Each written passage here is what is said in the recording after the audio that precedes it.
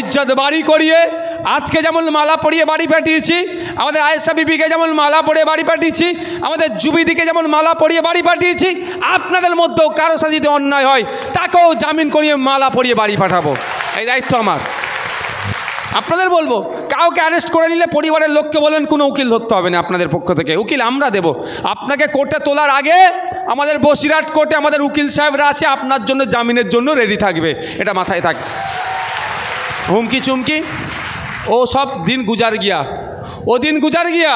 সিএর ভয় দেখিয়ে ভোট লুটার দিন চলে গেছে, হুমকি টুমকি দিয়ে ভোট লুটার দিন চলে গেছে।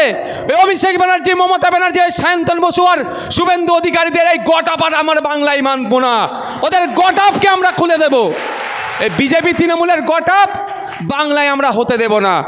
আমরা এই দুটো ফুলকেই মানুষ টেস্ট করেছিল 2019-এ, মানুষ টেস্ট করেছে দুটো ফুলকে, ফুল এখন এক্সপায়ার হয়ে গেছে। এক্সপায়ার ফুল যদি বাড়িতে রাখেন কি হবে ভাই, এটা বলুন না? হ্যাঁ, পচে যাবে, দুর্গন্ধ বার হবে, পোকা জন্মাবে, ওই পোকা আমাদের শরীরে ঢুকলে আমাদের স্বাস্থ্যের ক্ষতি হতে হবে। সুতরাং ওই ফুল পচেছে, ওকে সার গাদায় ফেলে দাও, ওকে আর বাড়িতে রাখা যাবে না, বাংলা থেকে ফেলে দাও। তো শুরুটা কোথা থেকে হবে? 2024-এ শুরু হবে। আমরা কোথা থেকে করব? বসিরহাট থেকে এই ফুলের বিসর্জন আমরা দিতে শুরু করব। হবে তো নাকি ভাই? তাহলে আজকের পর থেকে কে কোন দায়িত্বে আছে সে তো আছেই, আপনি একজন দায়িত্বশীল, আপনার দায়িত্ব সব থেকে বেশি হবে। সব থেকে বেশি কারা দায়িত্ব নেবেন? হাত তুলুন তো। সব থেকে বেশি দায়িত্ব নেবেন কারা? তুমি দায়িত্ব নেবে না? সব থেকে বেশি দায়িত্ব নেবেন তো? আমরা সব থেকে বেশি দায়িত্ব নেব তো? নিজেকে আমরা সব থেকে বেশি দায়িত্ব নেব। মনে করবেন কি আমি এখন দলের চেয়ারম্যান, আমি এখন দলের প্রেসিডেন্ট, জেলা প্রেসিডেন্ট, আমি এখন দলের সর্বোচ্চ নেত্রী, সর্বোচ্চ নেতা আমি। আমার দ্বারাই দলটাকে এগিয়ে নিয়ে যেতে হবে, আমাকে জিততে হবে, আমাকে দিনের শেষে জিততে হবে।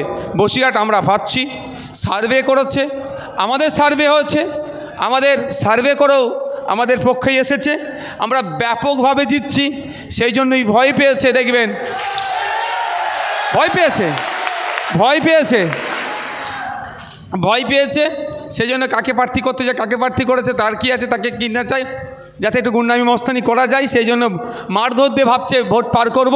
তবে একটা কথা বলে রাখছি, 2021-এ কিন্তু নওশাদ সিদ্দিকীর কথা বলি, রাজনীতিতে নতুন ছিলাম, অনেক আমার কর্মীদের মারধর হয়েছে। এটা 2024, 3 বছর হলেও কিছুটা হলেও রাজনীতি বুঝেছি এই রাজনীতিদের কারবারিদের কাছ থেকে। এই তৃণমূল বিজেপির মাইনারি, এই শুভেন্দু অধিকারী, এই মমতা ব্যানার্জির বাইনারি থেকে কিছুটা হলেও রাজনীতি বুঝেছি। এবার আমার কর্মীদের গায়ে হাত দিতে গেলে বুঝিয়ে দেবো আইনের মাধ্যমে, আর আমিও বুঝে নেব। ভালো থাকবেন, ভালো থাকবেন, সুস্থ থাকবেন, পাড়ায় পাড়ায়। হ্যাঁ, তো তাকে প্রাণে মারার চেষ্টা করেছিল আমাদের রাজ্যের মুখ্যমন্ত্রী, যাকে প্রাণে মারার চেষ্টা করেছিল, 2.5 বছর হলো, তার নামটা এখন আমরা খুঁজে পেলাম না। বুঝতে পারছেন না কে মারতে চেয়েছিল? ওনার মাথা কপাল ফাটার কথা বলছি না তো, ওই সব সিম্প্যাথি দিয়ে ভোট হবে না। আমরা সকলে চাইব কি, আমাদের রাজ্যের মাননীয়ার আরোগ্য কামনা করব। তিনি দ্রুত সুস্থ রাজনীতির ময়দানে আসুক, স্বাভাবিকভাবে আসুক। রাজনৈতিক লড়াই আমরা রাজনৈতিকভাবে লড়ে নেব। কোনো ধরনের ভোটে জেতার জন্য, ভোট পাওয়ার জন্য যেমন মিথ্যার আশ্রয় নেব না, প্রবলন কোনো দেব না, কোনো নাটক করব না, কোনো অশ্লীল অবাঞ্ছিত মন্তব্য শব্দ আমরা প্রয়োগ করব না। এটা মাথায় থাকবে তো ভাই? থাকবে তো? কারণ যদি আমি আপনাদেরকে প্রশ্ন করছি, স্বাভাবিকভাবে উত্তর একই আসবে। ও যদি অদম হয়, আপনারা কি উত্তম হবেন না? হবেন তো? ওই জন্যই তো অল্টারনেটিভ। যদি ওর মতো অদম হয়ে যায়, তাহলে তো দল তুলে দিয়ে তৃণমূল করবো সবাই মিলে। যদি আমরা অদমই হতে চাই, তাহলে ওদের সাথে মিলে যাব, দল তুলে দিয়ে চলো সবাই মিলে তৃণমূল করি। সেরকম তো ব্যাপার না। ওদের দল করতে গেলে মাল পাওয়া যাবে, আর আমাদের দল করতে গেলে গাঁট থেকে খরচ করতে হচ্ছে। তাহলে আমাদের আইডেন্টিটিটা ওদের থেকে ভালো করতে হবে। আশা করছি ভালো করছেন বলেই তো সারা রাত। আজকে আমি গিয়েছিলাম এতে, কি বলে আপনার, বারাইপুরে। আমি নাম বলবো না, নাম বললে এবার দিদিমণির পুলিশ তার বাড়ি হাজির হয়ে যাবে। সেও সরকারের কোনো এক জায়গায় চাকরি করে। তারা তো বলছে, ভাইজান আমরা রাস্তাঘাটে আসছি, এ করছি, আইএসএফে তো জয় জয়কার। সে তো সরকারি চাকরি করে, বলার কারণ কি? আমাকে তোল্লা দিয়েও তো তার কিছু লাভ হবে না, কারণ আমি সিএমও নয়, ডেপুটি সিএমও নয়, বা সরকারের সাথেও নয় যে আমাকে বলে কিছু প্রমোশন করে নেবে, তার কিছু ব্যাপার নাই তো। কেন? আমাদের কর্মী সমর্থক যারা আছেন তাদের ব্যবহার, আচার, কথাবার্তা এইসবগুলো। তারপরেও বলছি, আমি কদিন লক্ষ্য করছি সোশ্যাল সাইডে কেউ আমাদের বিরুদ্ধে দুটো কথা বলার পরিবর্তে আমাদের ছেলেরা হয়তো আবেগবশীভূত কিছু বলে ফেলছে। আমি অনুরোধ করব, আমরা আমাদের আইডিওলজির উপরে থাকবো। আমাদের লক্ষ্য হচ্ছে সোশ্যাল মিডিয়ায় কারো বিরুদ্ধে দুটো পোস্ট করা নয়। আমাদের লক্ষ্য হচ্ছে যে মানুষ বসিরহাটের খেতে পাচ্ছে না তার কিভাবে খাওয়ার ব্যবস্থা করব সেটা দেখার দায়িত্ব। সুতরাং ওই অবাঞ্ছিত মন্তব্যের জবাব অবাঞ্ছিত মন্তব্য দিয়ে করতে হবে, এতে আমি বিশ্বাসী নয়। আমি কর্মে বিশ্বাসী। রেজাল্ট হবে, গণনা হবে, কে কত ভোট পাচ্ছে, কার কটা এমপি পার্লামেন্টে পাঠাতে পারছি, তারপরেই তো জবাব দেওয়া হবে। তো আমি বসিরহাট সাব ডিভিশন এই লোকসভার আমার কর্মীবৃন্দদের বলবো, ফেসবুক, হোয়াটসঅ্যাপে আপনি আপনার পার্টির প্রচার করুন, আমাদের পার্টির প্রচার করুন, কিন্তু কেউ অবাঞ্ছিত মন্তব্য করছে তাতে সময় নষ্ট করার দরকার নেই। আপনার এলাকার 5টা ছেলে যাতে কর্মজীবী হয়, সরকারি চাকরি পায়, কিভাবে তার আন্দোলন যেটা করছি। একটা মা খেতে পাচ্ছে না, সন্দেশখালীর দলিত আদিবাসী পিছিয়ে বর্গের মায়েদের উপর যে অত্যাচার হয়েছে, ন্যায় কিভাবে পাবে, সন্দেশখালীর আওয়াজ কিভাবে পার্লামেন্টে যাবে, তার জন্য আমরা লেগে থাকি, তার হয়ে সময়টা দিই আমরা। আর হুমকি হামকা ও ভয় খাওয়ার দরকার নেই। বাঘ এখন বিড়াল হয়ে গেছে। ও বড় নেতা ছিল, ও তো 2 টাকার নেতা, ও বিড়াল হয়ে গেছে। ও অনেকের কথা শুনে, আমি বলেছিলাম আপনাদের খেয়াল আছে যে ও মিডিয়ার মাধ্যমে ও যদি চালাক হয় নিজে গিয়ে ধরা দিক, আর যদি বোকা হয় রাজ্য সরকারের হাতে ধরা দিয়ে যাবে, ও বিপদে পড়বে। বলেছিলাম না ভাই? বলেছিলাম তো। ওকে বলির বাঁকড়া করছে, ওর পুরো পরিবারটাকে আস্তে আস্তে ঢুকাবে। ও যাদের জন্য তোলাবাজি করলো, যাদের জন্য কাটমানি খেলো, যাদের জন্য হিংসা ছড়িয়েছিল, তারা দেখুন এখন বুক ফুলিয়ে কলার তুলে ঘুরছে। তো আপনার পাড়ার যে সমস্ত চারানার নেতারা এখন হই হই করছে, বলবেন শুধুমাত্র শাহজাহানকে ভরেনি, শাহজাহানের ভাই আলমগীরকেও ভরে দিয়েছে, এরপরে তোর পালা আসবে। ছাড়ার কোনো অংশে ছাড় হবে না। বিজেপি ভাই ভাইপো কাউকে ব্যাকআপ দিতে পারে, আমি রিপিট করছি, বিজেপি ভাই ভাইপো কাউকে ব্যাকআপ দিতে পারে, দিক। আইনের হাত কিন্তু অনেকটা লম্বা, আর বিজেপিও বেশি দিনের জন্য নয়। এবারই হয়তো আশা করছি এবারই উল্টাচ্ছে।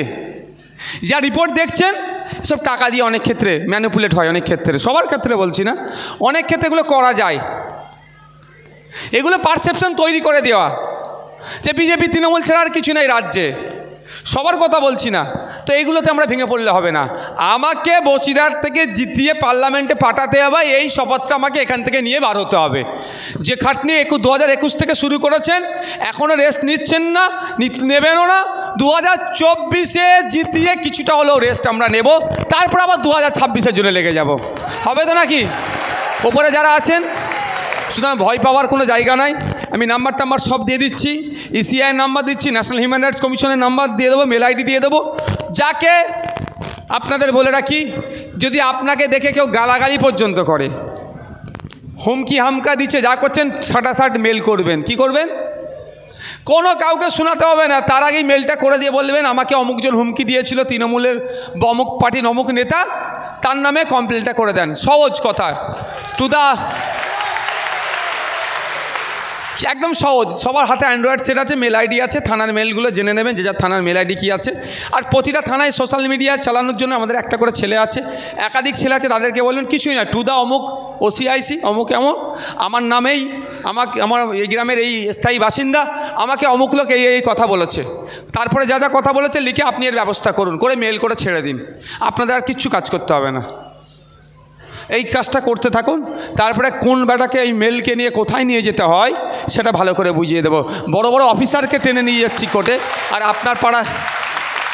আপনার পাড়ার চারানার নেতা ভাবছেন কি ছাড় পেয়ে যাবে? আপনার পাড়ার চারানার নেতা কি ছাড় পেয়ে যাবে? কোনো কথা হবে না। মাথা তুলে চলুন। দুটো কথা বলে রাখি এই বিষয়ে, আইন কেউ হাতে নেবেন না, আর দ্বিতীয় কথা, গণতন্ত্রকে মান্যতা দিয়ে চলুন। বাকিটা বুঝে নেবেন নওশাদ সিদ্দিকী, আমার উপরে ছেড়ে দিন। আপনারা দেখেছেন আমাদের ছেলেদেরকে মিথ্যা কেসে জেলে রেখেছিল। আজকে আমি আইনের মাধ্যমে মার্ডার কেসে ফাঁসিয়েছিল, জামিন করে এসেছিলাম। ওদের বলেছিলাম আমাদের এই তো আমাদের উকিল সাহেবরা আছেন, আমাদের কি আয়েশা এ কোথায় আমাদের, ওই তো আমাদের বসে আছে, মিথ্যা কেসে দিয়েছিল। ওনার যখন বক্তব্যটা দেখলাম আমি একটুখানি প্রথমে একটু নার্ভাস ফিল করছিলাম। স্বাভাবিকভাবে একজন মহিলা আবার সংরক্ষিত এলাকার পরিবার থেকে যাচ্ছে, ভয় পাবে না তো? ওরে বাবা, সত্যি বলছি, যখন ওনার বাইকটা দেখলাম আমার মন চাওয়া, আমি তা কোনো ব্যাপার নেই, একদম যে লড়াই, সিরিয়াস বলছি। আমি একটু ভয় পাচ্ছিলাম যে মনে মনে যে একটা মেয়ে ছেলেকে ধরে নিল, ভয় পেয়ে যাবে না তো, দল ছেড়ে পালাবে না তো আবার। কিন্তু ওর বাইকটা দিচ্ছিল কোর্টেতে, পুলিশ গাড়িতে ওঠার সময়, আরে আমার তো একদম রেডি একদম। তো এই ভয় খাওয়ার কোনো দরকার নেই। কে মামলা দেবে, যাই মামলা দিক না কেন, আইন শেষ কথা বলবে। জানবেন একটা কথা, এরা পুলিশকে হাতে রাখতে পারে, বিচারপতিরা এদের কথা উঠা বসে না, বিচারপতিদেরকে এরা কিনতে পারে না। আর বিচার ব্যবস্থা এখনও জেন্দা আছে বলে আমাদের কি শেষ আশ্রয়স্থল বিচার কোর্ট। আমরা সেখান থেকে